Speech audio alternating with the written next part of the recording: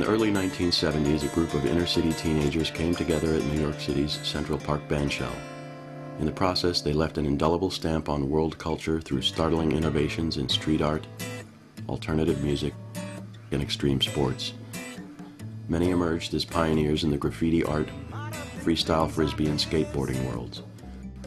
Wild-style graffiti was bred at the Bandshell, and legendary graffiti clubs, soul artists, Rolling Thunder writers, and the Rebels were born there. New York Magazine called Zoo York's radical skateboarders Dogtown East, outsiders in an outsider's world. And no less than 3 world champion freestyle frisbee players emerged from the Bandshell. Some became legends, some moved on, some died. This is their story.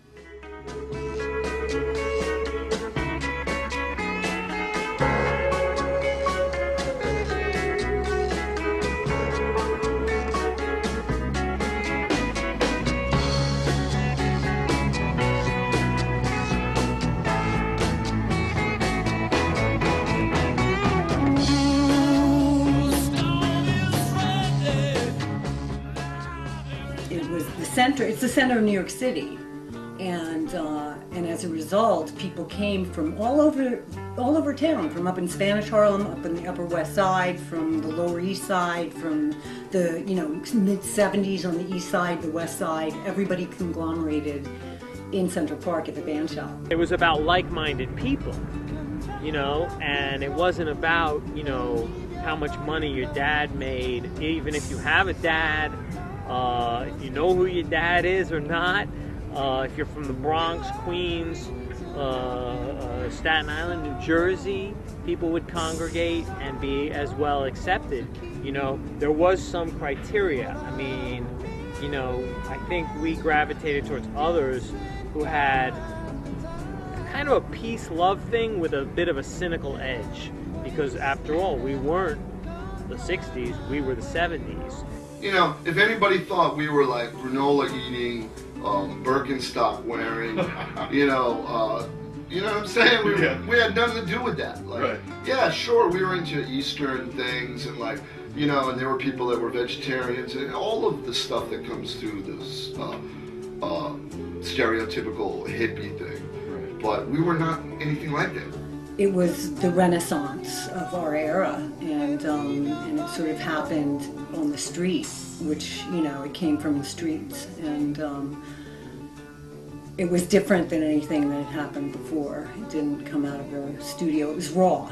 It was raw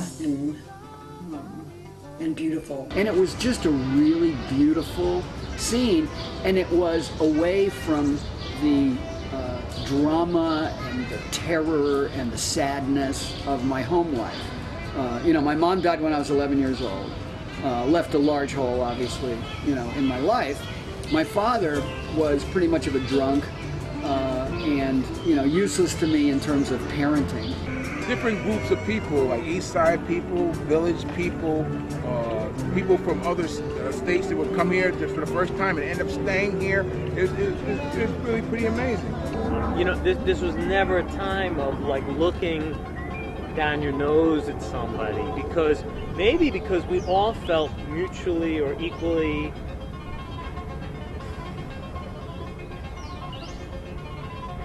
forgotten or without a place.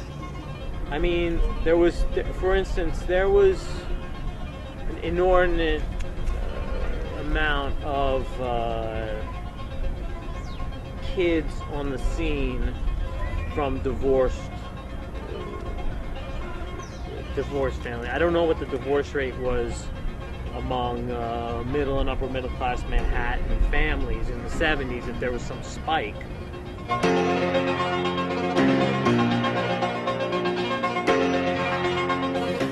Became aware of that community, that subculture out there, when I was a drifting, kind of broken high school. I'd been junior high. I'd been kicked out of this one school, and I was drifting down Fifth Avenue this one night, and I heard music on the air, and I just followed my ears over the wall and into the park.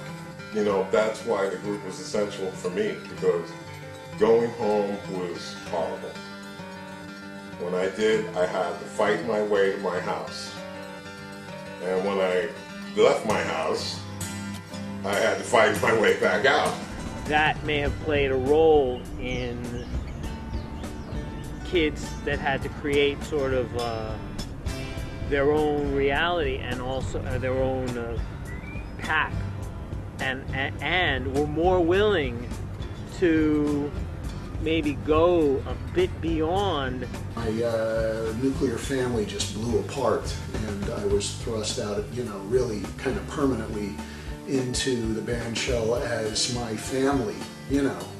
And it was a wolf pack, you know. We got tossed to the wolves, all of us, and we were the wolves. And so there was a bit of a Lord of the Flies thing there, but we weren't quite so hell-bent on ruling each other.